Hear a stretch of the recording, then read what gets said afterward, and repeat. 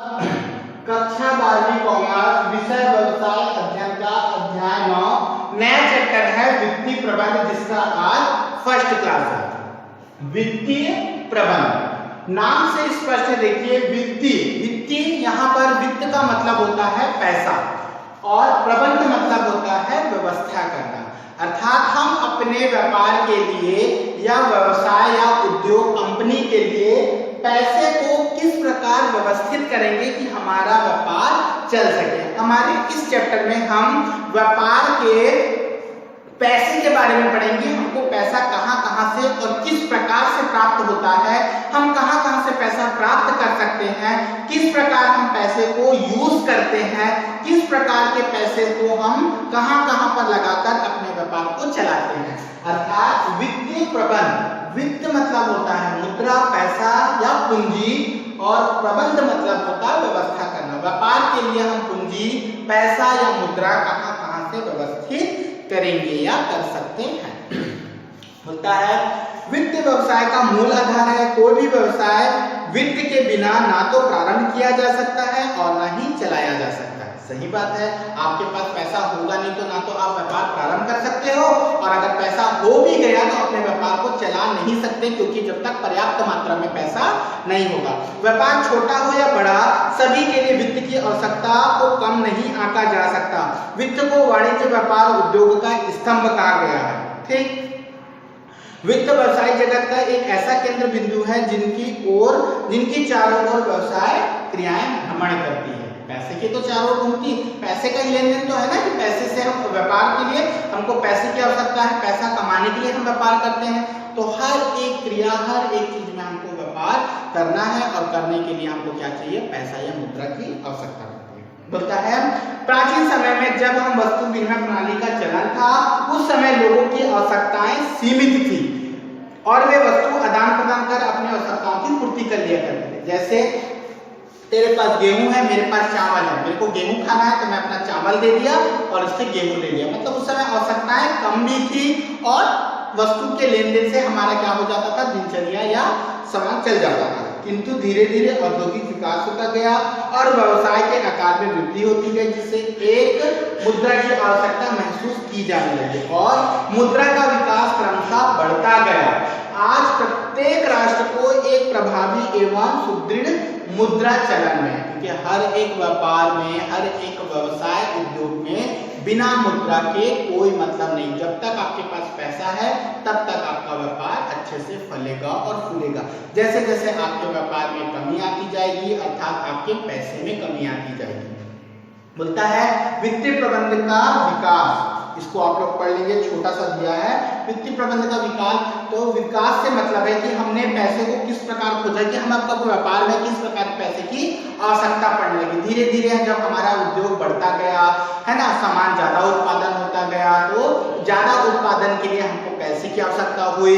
ज्यादा उत्पादन करने के लिए कर्मचारियों की आवश्यकता हुई, तो कर्मचारियों को हमको वेतन मजदूरी देना पड़ गया, है ना। पहले हस्तकला का ज्यादा उपयोग किया जाता था, अब धीरे धीरे समय और श्रम बचाने के लिए हम लोगों ने मशीन का उपयोग करने लगा। मशीन के उपयोगों के लिए नई नई मशीनों का आविष्कार हुआ, जिसको हम अपने उद्योगों में लगाने के लिए उसमें भी पैसे की आवश्यकता हुई। मशीन को चलाने के लिए जो व्यय होने पड़ते हैं, मरम्मत व्यय हो गया, दुनिया भर के जो खर्च हो गए, धीरे धीरे बढ़ते गए। अर्थात हमको पैसे की आवश्यकता धीरे धीरे महसूस होने लगी। इस प्रकार हमारा व्यवसाय में मुद्रा का क्या हो गया, विकास हो गया। आता है वित्तीय प्रबंध का अर्थ एवं परिभाषा।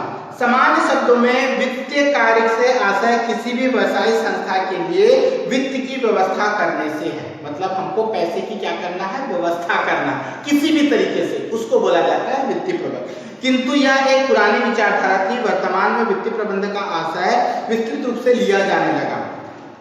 इसके लिए अंतर्गत व्यापार के लिए पूंजी की व्यवस्था करना, उसका उचित प्रयोग करना भी है। मतलब आप पैसे का व्यवस्था तो कर दिए, किंतु उसका उचित उपयोग करना, कि जो हम पैसा अपने पास व्यापार को चलाने के लिए रखे हैं वो सही तरीके से हम उपयोग कर रहे हैं या नहीं। अर्थात आप पैसा तो रखे किंतु फिजूल खर्ची कर रहे हो, इतना ज्यादा खर्च कर दे रहे हो कि आपके व्यापार में जो पैसा था वो जरूरत से पहले ही, समय से पहले खत्म हो गया। तो ऐसी स्थिति ना हो, अर्थात पैसे की व्यवस्था भी करना और व्यवस्थित पूंजी या पैसे को उपयोगिता के अनुसार व्यवसाय में लगाना। अन्य शब्दों में वित्त के साधनों व उपयोग के मध्य उचित समन्वय, अर्थात आपके जो पैसे प्राप्ति का साधन है उस साधन के साथ साथ उसकी उपयोगिता कि हम जो पैसे को खर्च कर रहे हैं किस प्रकार खर्च करेंगे उसकी उपयोगिता भी होगा। ठीक है, मैं आपस में सामंजस्य बनाना तालमेल बनाना ताकि उपलब्ध वित्त का अधिकतम उपयोग उपभोग एवं विनिमय समय समय पर किया जा सके। अब आता है परिभाषा। परिभाषा में पहला बोलता है हार्वर्ड एवं अपटन के अनुसार वित्तीय प्रबंध नियोजन व नियंत्रण को वित्त कार्य पर लागू करना है। ठीक, मैं उपयुक्त परिभाषा पढ़ रहा हूं, सुनना। वित्तीय प्रबंध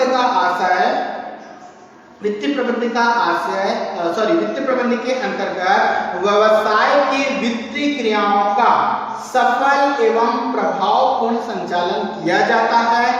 इस हेतु वित्त का नियोजन, आवंटन, नियंत्रण संबंधी कार्य किए जाते हैं। अर्थात जो भी पैसा आपके पास उपलब्ध होगा या जिन जिन साधनों से आप पैसे को अपने पास व्यवस्थित करे हो उन साधनों के माध्यम से पैसे को अपनी उपयोगिता में उपयोग करना कि उसका सही तरीके से उपयोग हो सके। आप ऐसा नहीं कि जहां पर 10 रुपया खर्चा होना है वहां पर आप 100 रुपया खर्चा करो। जहां पर 10 रुपया लग रहा है आप उसको इस प्रकार व्यवस्थित करो कि 10 के बजाय वहां पर 8 रुपया ही खर्चा हो, जिससे अच्छी सामान भी उपयोग हो जाए और आपके पास जो पूंजी की व्यवस्था है वो सामान्य स्थिति में हो, अर्थात आपको ज्यादा से ज्यादा लाभ हो। उसके बाद आता है वित्तीय प्रबंध के उद्देश्य। वित्तीय प्रबंध के उद्देश्य में पहला पॉइंट बोलता है अधिकतम लाभ की प्राप्ति। अधिकतम लाभ की प्राप्ति से मतलब है कुछ विद्वानों का मानना है कि वित्तीय प्रबंध का प्रमुख उद्देश्य अधिकतम लाभ प्राप्त करना, किंतु अधिकतम लाभ का आशय एवं सीमा कोई स्पष्ट नहीं किया। किसी नहीं बता सकता कि हमको कितना लाभ चाहिए। आज आपको 100 रुपए की जरूरत है, कल आपको 1000 मिल जाएगा तो 1 लाख, 1 लाख है तो 10 लाख, ये धीरे धीरे बढ़ते जाएगा, मतलब इसकी कोई सीमा नहीं है। अतः अधिकतम लाभ के उद्देश्य को निम्न बातों का ध्यान रखना चाहिए। पहला, लाभ न्याय संगत होना चाहिए, जो भी आपको लाभ होगा वो सही तरीके का होना चाहिए। दूसरा, लाभ एवं उपयोगिता में सामंजस्य होना चाहिए, अर्थात जो भी आपको पैसा मिलता है और आप जो खर्च करते हो उसमें सामंजस्य होना चाहिए। अगला होता है लाभ प्राप्ति हेतु एक स्टैंडर्ड होना चाहिए। आप जो माल प्राप्त करते हो या माल से संबंधित मैं बोल रहा हूँ, जैसे एक उदाहरण के रूप में जो भी आप सामान बेचते हो वो अच्छी क्वालिटी का सामान होना चाहिए, जिससे ग्राहक आपके पास लगातार निरंतर बने रहे।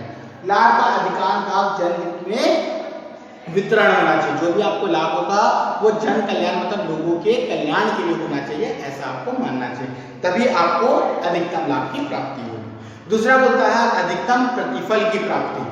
वित्तीय प्रबंध का दूसरा उद्देश्य लागत व विनियोग द्वारा अधिकतम प्रतिफल की प्राप्ति करना, जिससे प्रबंध के स्वामी अर्थात अंशधारी जो प्रबंधक होंगे, है ना,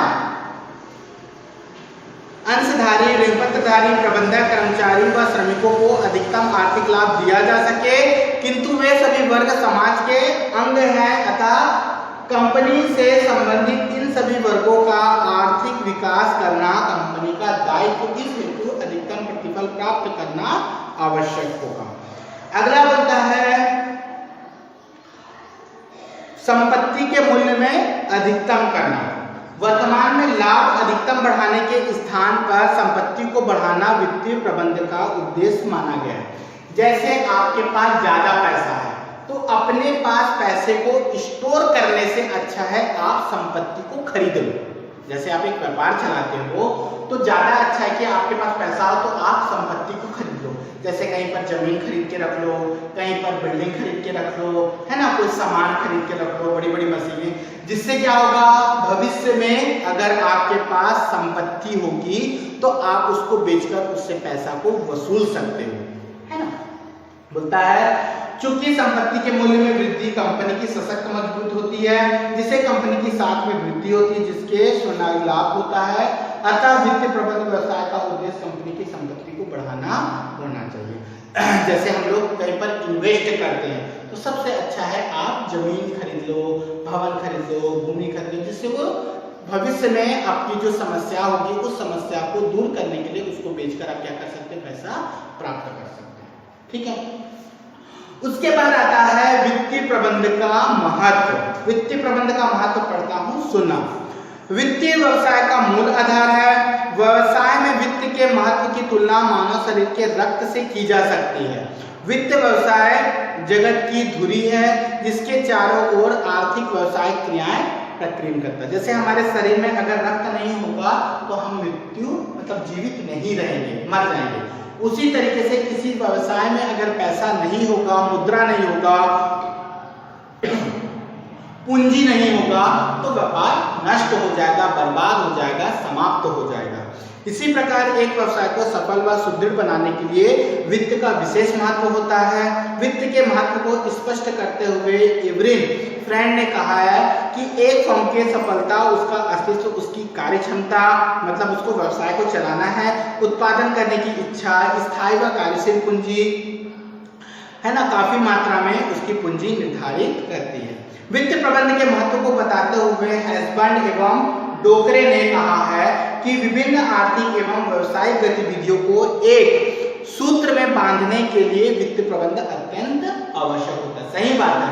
अगर आपको ज्यादा संपत्ति खरीदना है तो भी पैसे की आवश्यकता होगी, व्यवसाय को चलाना है उसके लिए भी आपको क्या होगी, पैसे। अर्थात कोई भी क्रिया होगी या कोई भी गतिविधि होगी आपको व्यापार में करने के लिए, तो हर एक गतिविधि की आपको क्या चाहिए, पैसे की आवश्यकता होगी। इसी बिंदु को स्पष्ट करते हुए महत्व को बताया है। तो सबसे पहला पॉइंट बोलता है उपक्रम की सफलता का आधार। कोई भी उपक्रम होगा उसको अगर सुचारू रूप से चलाना है, ज्यादा से ज्यादा लाभ कमाना है या सही तरीके से आपको व्यवसाय करना है, तो इसके लिए आपको पहला महत्व होगा पैसा। बिना पैसे के आप कोई व्यापार नहीं कर सकते। पढ़ता हूं, सुनना। उपक्रम का स्तर छोटा हो या बड़ा, निर्माणी संस्था हो या सेवा देने वाली, सफलता का मूल आधार वित्तीय प्रबंध है। मतलब आपके पास पैसा होना चाहिए। एक लाख में चलने वाले उपक्रम की अंकुश वित्तीय प्रबंध चौपट कर सकती है। अगर आपके पास ज्यादा लाभ हो रहा है और आपके पास पैसा नहीं है तो आपका लाभ धीरे धीरे हानि में बदल जाएगा और आपका व्यापार पूरा का पूरा ढाक हो जाएगा। अगला होता है उपलब्ध साधनों का अच्छा उपयोग। वर्तमान प्रतिस्पर्धात्मक समय में वही उपक्रम सफल हो सकता है जो उपलब्ध साधनों का अच्छा उपयोग करके सफल होगा। उपलब्ध साधनों का सही उपयोग तभी संभव है जहां की वित्तीय प्रबंध होगा। अगला पॉइंट बोलता है व्यवसाय प्रबंधों के लिए महत्व। किसी भी व्यवसाय के प्रबंध, जहां पर व्यवस्थित या प्रबंधक काम करते हैं वहां पर उनको पैसे की आवश्यकता होगी। वित्तीय प्रबंध का सर्वाधिक महत्व व्यवसाय के प्रबंधकों के लिए है, क्योंकि व्यवसाय में आम जनता की पूंजी विनियोजित होती है और जनता की पूंजी हेतु समान प्रबंध प्रणाली के रूप में कार्य करते हैं। प्रबंधक का कर्तव्य है कि जनता की पूंजी का सुरक्षित व सदुपयोग करे और अंशधारी को अधिकांश लाभ दिया जा सके। इस हेतु वित्तीय प्रबंध एक औजार की भांति कार्य करता है। सही बात है। आपके पास जो भी अंशधारी जो आपकी कंपनी में पैसा लगाए हैं, तो जो पैसा लगाए हैं उनको साल में एक बार लाभांश तो दोगे। जो भी कर्मचारी आपके यहाँ काम करते हैं उनको हर महीने पेमेंट, वेतन, मजदूरी दोगे। जो भी कच्चा माल है उसको हर महीने खरीदोगे, तभी तो आपका उत्पादन अच्छे तरीके से होगा। अर्थात हर एक कार्यों के लिए आपको पैसे की आवश्यकता हो, चाहे व्यापार छोटा हो या बड़ा, कार्य छोटा हो या बड़ा। अगला बोलता है विनियोजकताओं के लिए महत्व। देश में आम लोग अपनी छोटी छोटी बचतों को कंपनी में लगाते हैं। क्या होता है, जो जनता की मतलब जो जनता होती है कंपनी में देखना अपने पैसे लगाती है और उस पैसे को लगाकर वह चाहती है कि हर महीने मेरे को कुछ ना कुछ राशि प्राप्त हो। ऐसी स्थिति में उसको क्या चाहिए, लाभ चाहिए। तो जब लाभ चाहिए और जनता आपकी कंपनी में व्यवसाय में पैसा लगाती है तो कंपनी का भी यह महत्व हो जाता है, दायित्व हो जाता है कि उसके पैसों को आप अच्छे तरीके से संचालन करो, उसका सदुपयोग करो और सदुपयोग करके उनको लाभांश दो।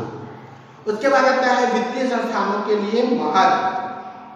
वित्तीय संस्थानों के लिए वित्तीय प्रबंध का विशेष महत्व, क्योंकि संस्था एवं व्यक्ति ऋण देना हो या देने वाला, इस निर्णय हेतु वित्तीय प्रबंध का ज्ञान होना अत्यंत आवश्यक है ताकि धन की सुरक्षा व सरलता में सामंजस्य। जैसे आप किसी कंपनी में पैसा लगाते हैं, सपोज किसी कंपनी में पैसा लगाते हैं, अगर उस कंपनी की स्थिति अच्छी होगी तो आप उस पर पैसा लगाओगे तो उससे आपको ज्यादा से ज्यादा लाभ मिल सकेगा।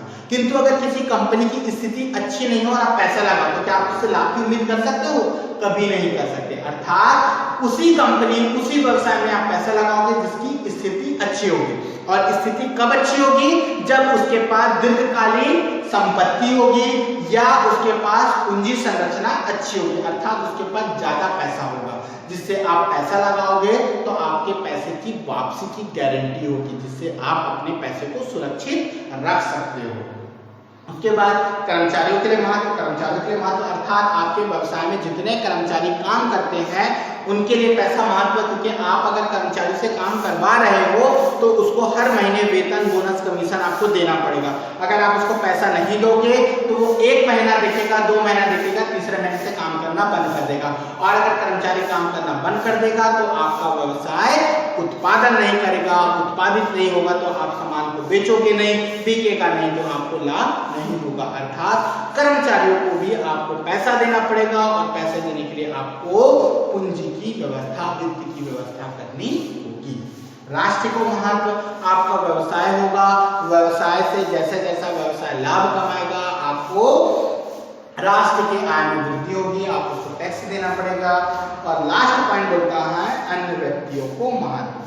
वित्तीय प्रबंध का अन्य व्यक्ति जैसे अंशधारी, समाजशास्त्री, वाणिज्य शास्त्री, राजनीतिक शास्त्री व विशेषज्ञ वित्त मंत्री के लिए विशेष महत्व, चूंकि ज्ञान के अभाव में सही योजनाएं बनाना कठिन कार्य है। संक्षेप में कहा जा सकता है कि वित्तीय प्रबंध का महत्व उद्योग, व्यापार, राजनीति, आर्थिक सभी क्षेत्रों में वित्त प्रबंध का एक जड़ी बूटी, संजीवनी बूटी की तरह काम करती है। आपका कोई भी व्यवसाय होगा, चाहे व्यवसाय छोटा हो या बड़ा, व्यवसाय अच्छा हो, उसके लिए आपको पैसे की आवश्यकता जरूर होगी, क्योंकि आपको व्यवसाय को संचालित करना है।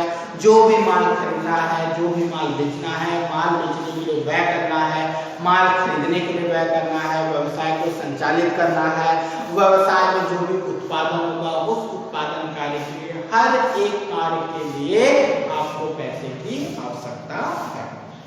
ठीक, इसके आगे वित्तीय प्रबंध के कार्य हम लोग नेक्स्ट क्लास में पढ़ेंगे कि वित्तीय प्रबंध की किस प्रकार कार्य किया जाता है या किस प्रकार वित्तीय प्रबंध को काम लाया जाता है। ठीक है, तो जितना मैंने वित्तीय प्रबंध के बारे में बताया उतना आप ध्यान रखेंगे, बाकी हम लोग नेक्स्ट क्लास में।